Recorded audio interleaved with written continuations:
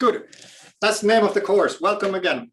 And for those of you who want course code names, it's right there in the lower right-hand corner.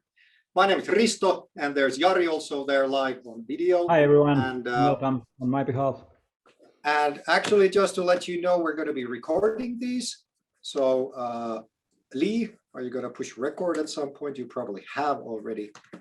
I might put just in case, going to record as well. We're not going to show your faces if you happen to be saying or being seen on the video, so don't worry about that. We're quite conscious. But first of all, welcome. You are actually, at the moment, you are a little bit over 200 people. There's over 300 people who have registered, so let's see how many of you end up here after all the hassle. Of course, a little bit of a churn that some people registered but then found something better to do. Fair enough. And super thanks for being patient for all the hassle. And there's just the four of us running the show, and you are 300 people, so there's a little bit of a hassle of organizing. Main thanks go to Kiara and Lee, who we're going to introduce a little bit later.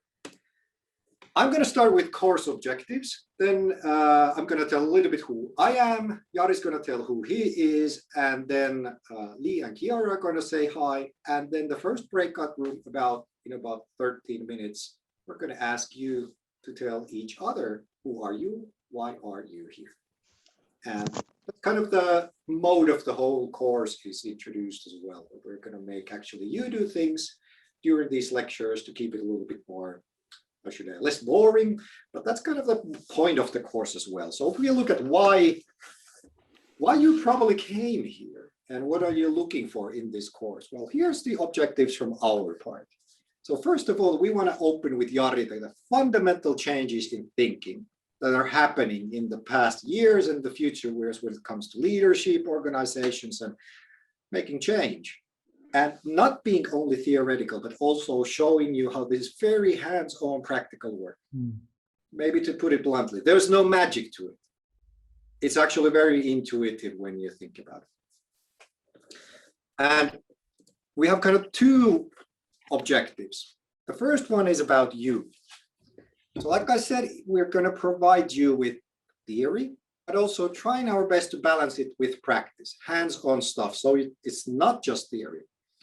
And looking at who you are and where you come from, there's a lot of practical knowledge here. There are probably people who have much more practical knowledge about organizational change and change agent work than me or Jari.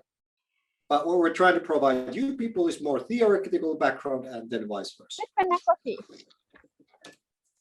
And then the other way of looking at it is that theory and practice is what do we do as communities, as teams, as people? That's the practice part.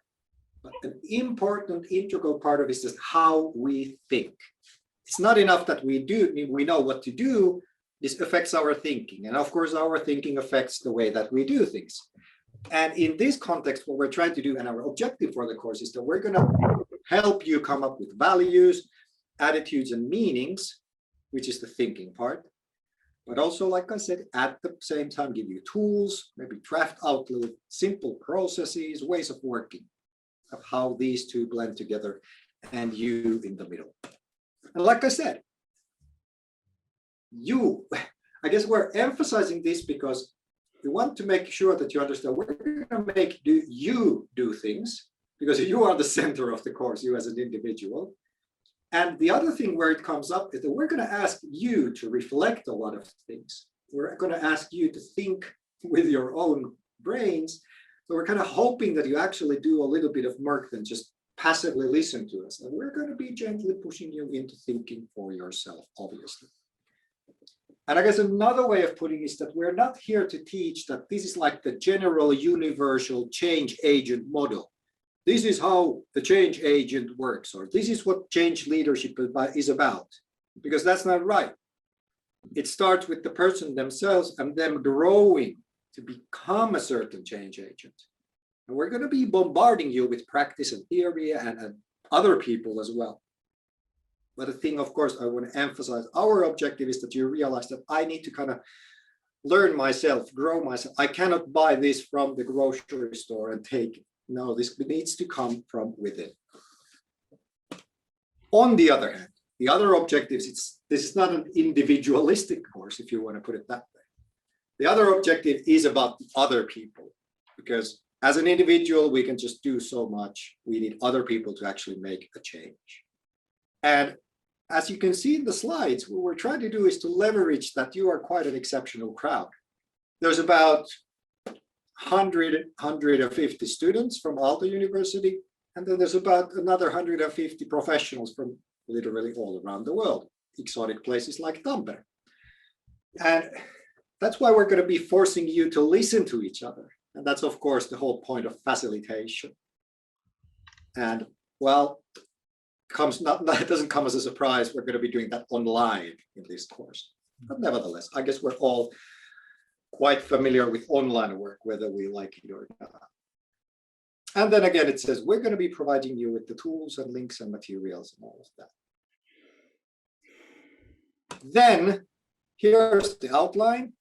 This you got from the emails, and please put it in your calendars, and now with the correct Zoom link as well. There's in the red is this one exception. Otherwise, we're Thursdays from 4 to 6 Eastern European time, except that on the 12th of May, we're going to be on Wednesday. So I hope you all got that already, but just wanted to emphasize. And there you can see the topics. And today we're going to be talking about lenses as in perspective. And then we're going to talk about uncertainty as more or less from an organization perspective. A couple of foundation stones we want to start with. And then we go to organizational transformations and more into concrete stuff and more into facilitation. And then we're going to wrap it up together with you on the 27th of May. Exercises. Now, everybody who's an Aalto student and wants the credits, and everybody who registered through the FITech, and who wants the credits, you have to do the exercises. They're not very painful, so we really encourage you to do them. Even if you don't have to do them, then feel free to do them. According to last year's people actually like them. And they're going to be pair exercises. And Lee and Kiara are going to be assigning you pairs every week, actually every Friday. So expect tomorrow to get the contact information for your pair. And yes, we know it's a little bit of a hassle. You need to find time from two people's schedules to do the exercise in a week. And we're going to be assigning you student and professional. And then you need to find a shared time. A little bit of a hassle, but absolutely worth it. Money back guarantee because you didn't pay anything in the first place. Yeah, actually, well, we're going to guarantee that they're pretty good. Like I said, they are very, first of all, simple exercises. They're usually, and more or less, we've been using these for years in similar situations. So they are nice and work well. And you will see by the end of today that was the very first exercise. But another thing about your expectations and objectives, a note about the exercises. They're not like magic spells that, for example, think that you have, oh, I have this really difficult situation in my organization. Is this like a magic recipe that will solve everything? Well, no, but this is a proven effective tool for you to start solving those problems together with others. So just to make sure that you need to put an effort, you need to bring a little bit more into those tools. They're not like mathematic equations that you just write and then the computer checks that if it was right or wrong.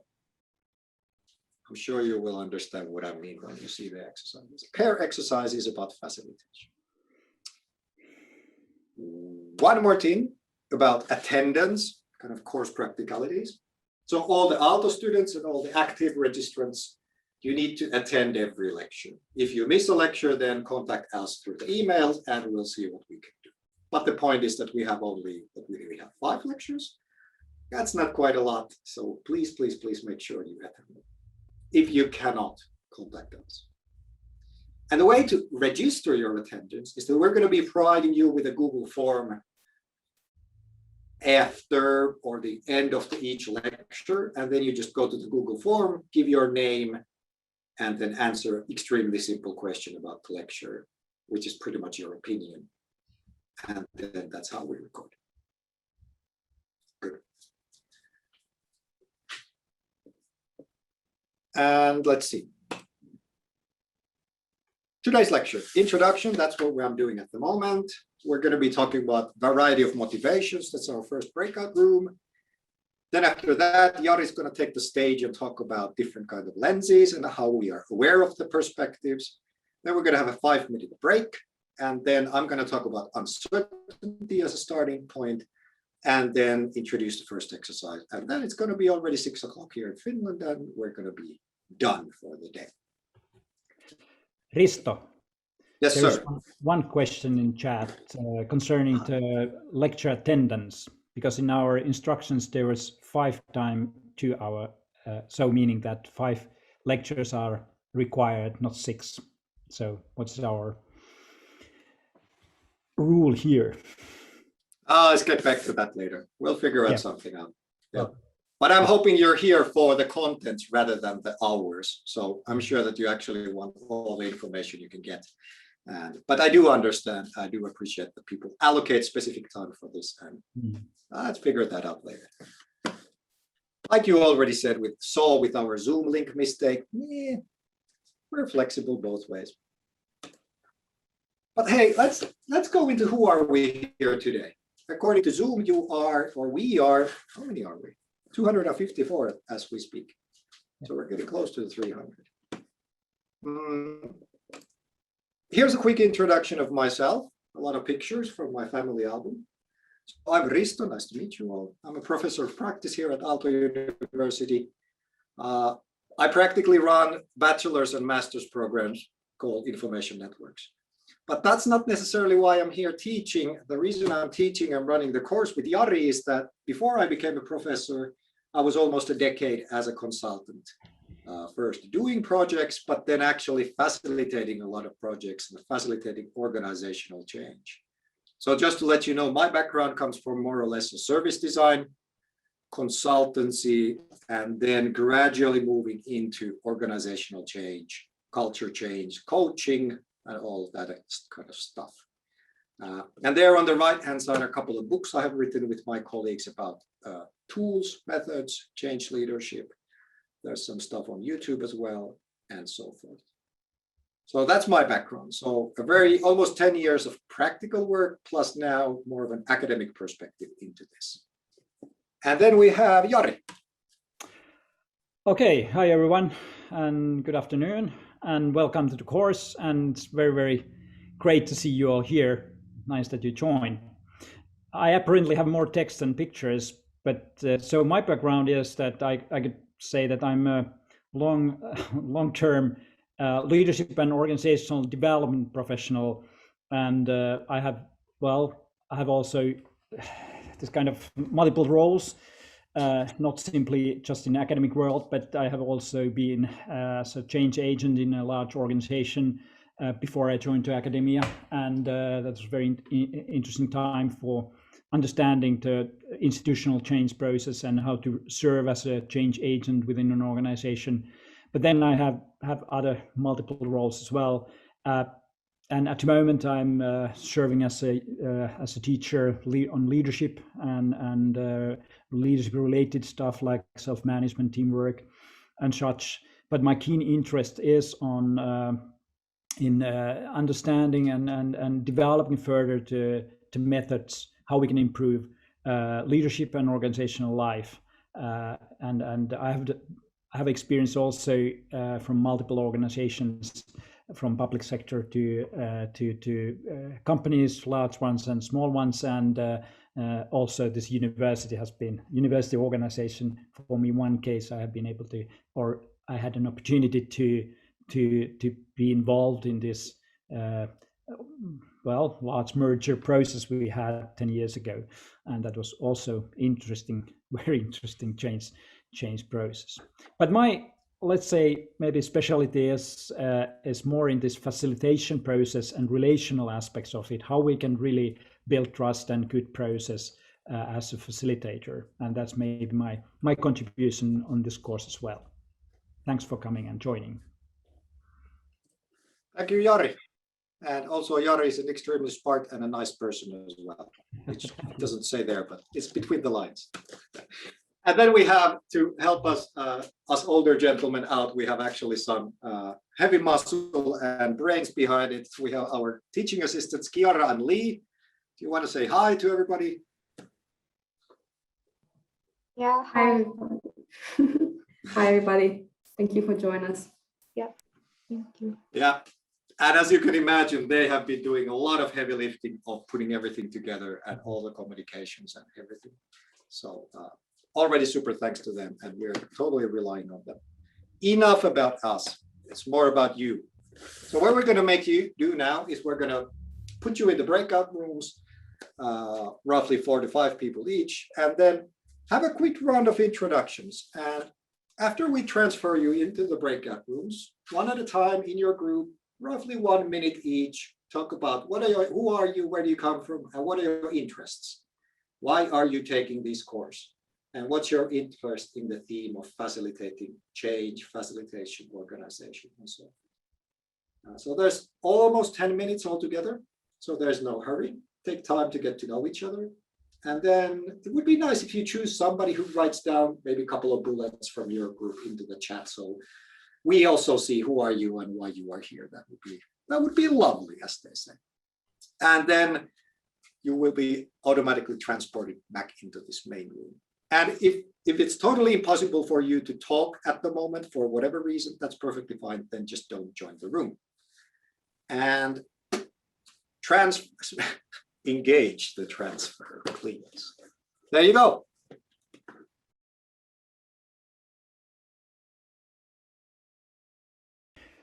All right, I guess most of you are now back in our main session. Thanks for coming back. I hope you had a good chat with your fellow participants. The first one, there will be next lectures. You will have new opportunities to meet your fellow students. And now write to chat something what you discussed, what were the highlights, and meanwhile we start continuing. As Risto mentioned, we will now take a little lecture part, let's say 20 minutes, and we will take a look something about our perspectives and lenses to look and interpret organizational reality. And I have named this taking a step back. And why is that? Is that we all have our certain concepts and ways of thinking, ways of perceiving, ways of interpreting the social reality and our organizational reality. And they are very, let's say, automated ways of seeing things. And we don't not so often question those.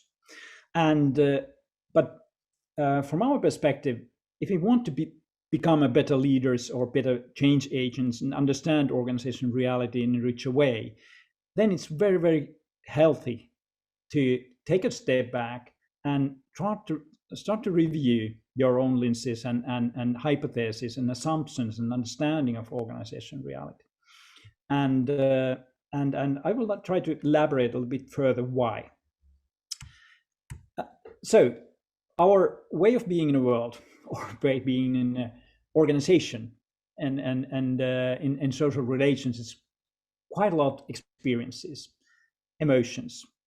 What we do when we do things, we perceive things, we make observations, we give speeches, we talk, we communicate, we see pictures, and we interact.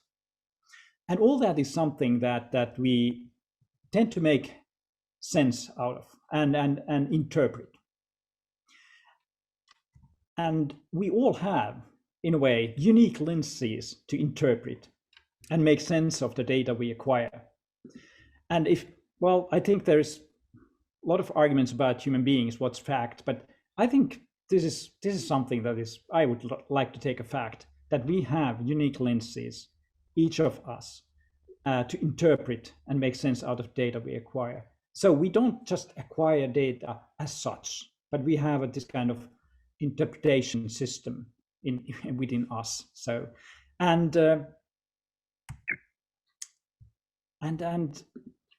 why this is unique. So if you think that how our lenses, our frames of the world has developed, it's through our growth history and our life history. And they can be that we have different worldviews in view of reality.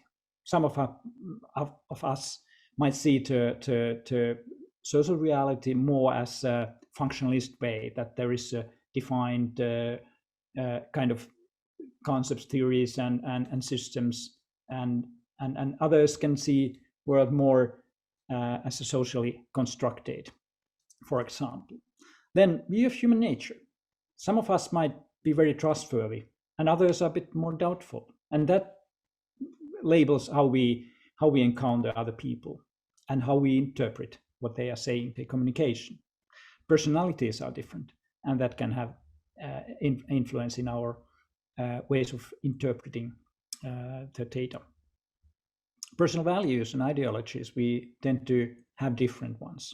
So and that builds our lenses to interpret the situations, the happenings, the interaction, the communication, the words, and so on.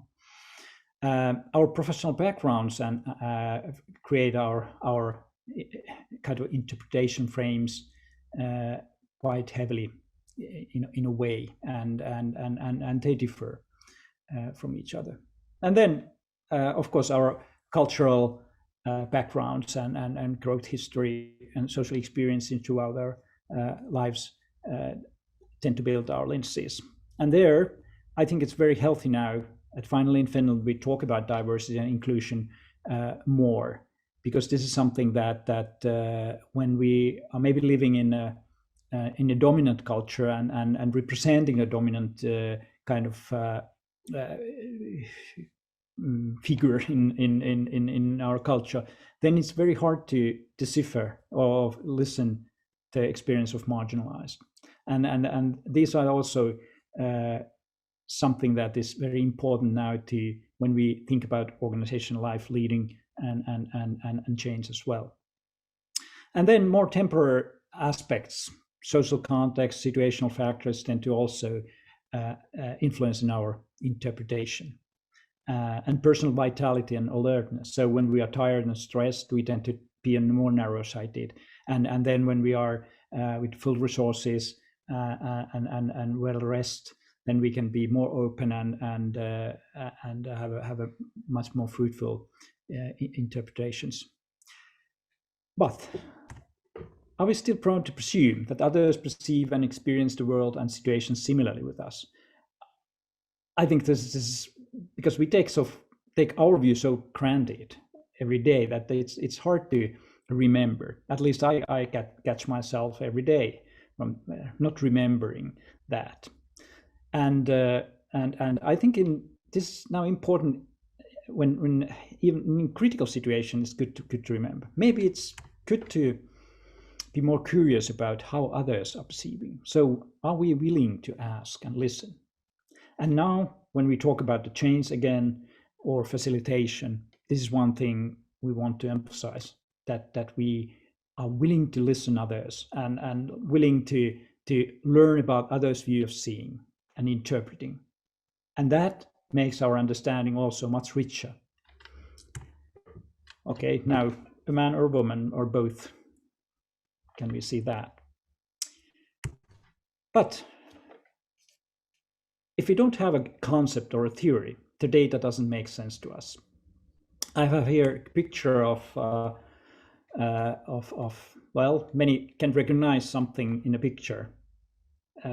If we have a concept of an animal or a dog or a Dalmatian dog, then we can see it. But if we don't have, the picture doesn't make any sense, or not much sense. Maybe we can. There is some black dots and figures in black in a white background, but people who don't know about dog, then it's hard to see. And so this is just one simple illustration, but this applies to all other data as well. So I have sometimes said that, or taken springtime example, that when we could now go to for a walk in woods, then what we hear this time of year, we hear well, we can say that birds are singing. And I would say that for most of us, it's just birds are singing. But when we take a really enthusiast, and he or she can really hear tens of different birds singing. So how detailed we can interpret the data, it depends on how professionals we are, or how trained, how educated, and this applies also to organizational life. And now, how about organizations? What is our concept or theory of an organization or organizational reality? And what would be useful ways to understand organization and its reality? One way of looking organization is they can be seen as something that can be objectively measured, analyzed, and understood from outside. So we can analyze the structures and different features, size, whatever. And that's one way looking organizational. The other way could be that we could see organization as socially constructed and maintained through mutual meaning making within. So that it's more built through mutual kind of socially, that organizations exist through social meaning making. Or is it possible to interpret the organization in both ways? Or there is, I would argue and say that there is multiple other ways as well. And I think the richer we see the organization and different view angles, the more fruitful it is. So just having a one way of looking organization, I think it's a very narrow thing. And just policy lenses and be curious what are the all ways or different ways to understand organization reality. Then we can also be much more helpful when we try to improve and change. I'd like to pinpoint a few aspects further now concerning organizational reality. One thing is experientiality, difficult word, sorry, which means that our way of being in the world and in organization is pretty experiential, meaning that we do things together and we encounter people, we communicate, we do things together, we collaborate. All that is pretty much experiential stuff. And then, of course, we as people, we are sense-making creatures or meaning-making creatures. So we want to make sense out of that experience and what happens, why it's happening, and when something odd happens or strange or something that we don't maybe anticipate, then we can even stop and reflect on why this happened. How did I behave, and what does it mean to me? And this reflection can then lead to learning. And do we learn? I would say that change, organizational change, is, as we are pinpointing throughout the course, that is doing, that you have to do differently. Then you have to make sense and also hopefully reflect on, and the learning hopefully happens. That change is, and learning is needed in order to make change happen. And so that's why I would say that learning is in the core of all changes in social system, and change is very experiential stuff. It's not knowing better. It's trying, acquiring new experiences, but then reflecting on that experience, and that can lead learning. The other thing is contextuality, meaning that each organization is a unique context, and there is each organization tend to have a little bit of own language and meanings. We have all noticed that when we have started in a new organization, that we might have felt that, okay, what are they talking about, or why they are using these funny acronyms, or we can think that, okay, they are talking about process, but what do they mean? Because it seems that it's a bit different, maybe meaning from our previous experience. So language and meanings are unique as well. Sorry. Then I think organization can be seen as a web of relationships, that people and also physical space and systems, they tend to be in relation, this greater system of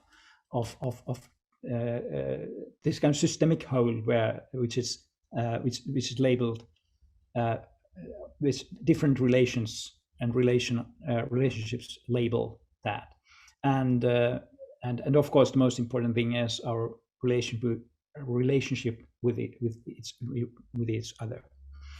But this relationality is one strong aspect that is built not just individual particles, but the connections between these particles, so people. And then processuality is something I would like to pinpoint here as well, is that meaning that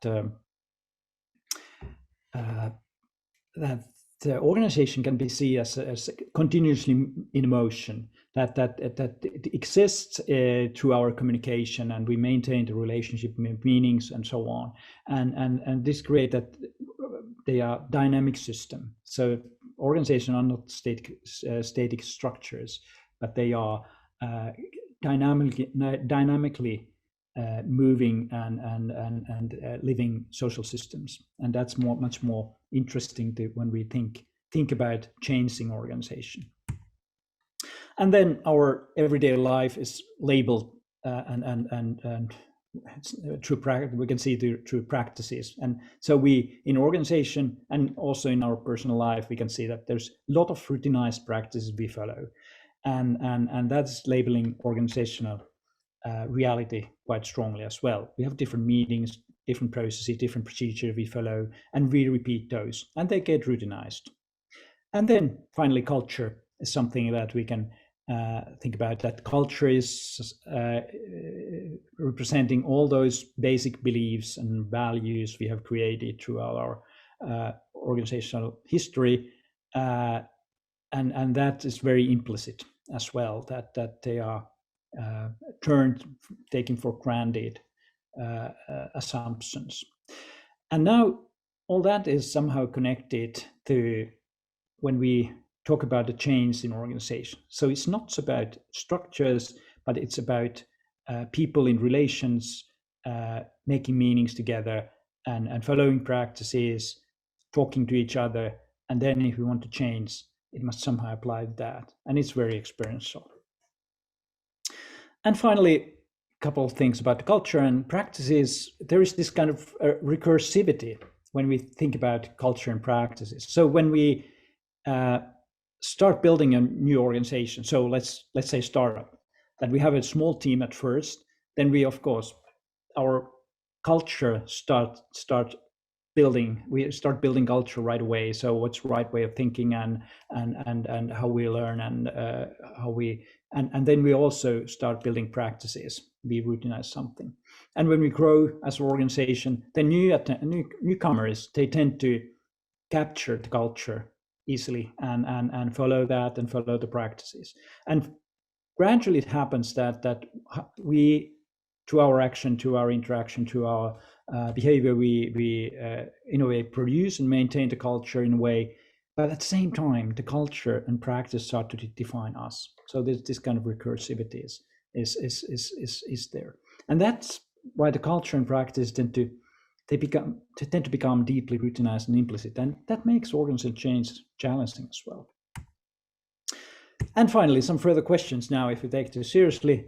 So our ways to see the world frame our agency and understanding. So are we reviewing our lenses and basic assumptions critically enough, or at all? So I would really recommend you to take a look of your very basic assumption, and throughout this course you can do that. And then our practice and cultural beliefs are strongly routinized and part of our identities even, and that's, I think it's very important that we could let ourselves to experience, explore, and exercise new practice in a safe and useful way. So that change is something that is learning process, and it's a process. It's not just the event, and there is also back and forth going and exploring things, and so it's not so self-clear what's the outcome from the change, or it's not a straight path, most likely. And then finally, we are more relational and interdependent beings than we believe. So how can we take issues of inclusion, participation, and need of competence seriously in general, but especially in change situation? Okay, now I think it's time for a 5-minute break, right, Risto? Absolutely. So Super, thanks. thanks, Jari. Yeah.